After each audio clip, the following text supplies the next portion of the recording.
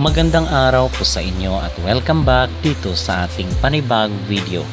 Ang ating pong pag-uusapan para sa vlog na ito ay itong si Fatima Bush dahil merong mga ulat dito sa social media na di umano ay pupunta ito sa bansang Pilipinas sa susunod na taon. So ito yung ating pag-uusapan at tatalakayin para sa vlog na ito. Pero bago ang lahat ay huwag kalimutang mag-like at mag-subscribe na rin kayo para updated kayo sa ating mga latest issue. At matapos nga ang pagkapanalo ni Fatima Bush dito sa Miss Universe 2025, ngayon mga kapolitika ay usap-usapan naman sa social media itong kanyang pagbisita sa Pilipinas.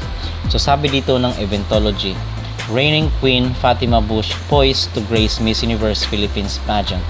Reigning Queen Fatima Bush is set to make waves once again as she expected to grace the Miss Universe Philippines pageant next year. This prestigious national competition recently earned the title of Best National Pageant, an honor awarded following the 74th Miss Universe coronation held in Thailand.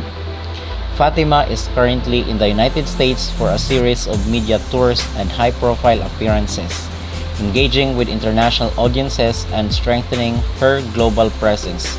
Her US visit comes just before highly anticipated homecoming celebrations in Mexico and her home state of Tabasco next week. The growing excitement surrounding her activities further builds anticipation for her participation in Miss Universe Philippines. With the pageant's rising global reputation and Fatima's increasing influence, her appearance is expected to be one of the most talked about moments in the upcoming edition.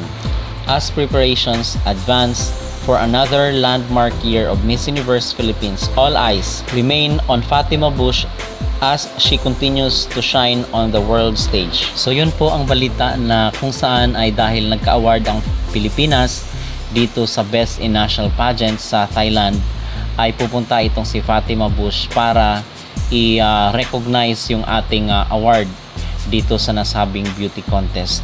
So alam naman natin na very controversial yung kanyang pagkapanalo dito sa Miss Universe 2025. At marami yung mga nagsabi na baka ma-dethrone siya dahil wala na itong si Raul Rucha, pero it's all just about rumors. Wala pa talagang fix na bibili ng Miss Universe organization, mga kapolitika. Merong mga nagsabi ng mga interest na bibili sila ng pero wala pa rin talagang kasiguraduhan kasi si Raul Rucha pa rin ang in reality yung nagmamay-ari ng Miss Universe. So kahit gusto man natin na matanggal na or maalis na itong si Raul Rucha dito sa Miss Universe, in reality is siya pa rin ang isa sa mga nagmamay-ari ng nasabing beauty competition. So yung maging reaction ko naman dito sa pagpunta or pupunta pa lang itong si Fatima Bush dito sa Pilipinas para sa Miss Universe Philippines, I believe sa March or April, basta first quarter of the 2026 mga kapolitika, pupunta dito si Fatima Bush, ay magpay pa rin tayo ng respect kahit ganun yung nangyari dito sa competition nila sa Thailand. Magpay pa rin tayo ng respect dito kay Fatima Bush kasi hindi naman ugali ng mga Pilipino yung pagiging bastos, most especially sa international scene. So yung pagbisita ni Fatima doon sa New York ay patapos na at babalik na siya dito sa kanyang bansa sa Mexico sa susunod na linggo. So yun po ang mga kaganapan dito sa Miss Universe 2025 sa pamamagitan ng kanilang kinoronahan na si Fatima Bush Fernandez. So tayo naman ng mga Pilipino, kahit hindi natin gusto yung naging resulta, nasa ugali or nasa behavior ng mga Pinoy ang pagiging mapatawarin or forgiving.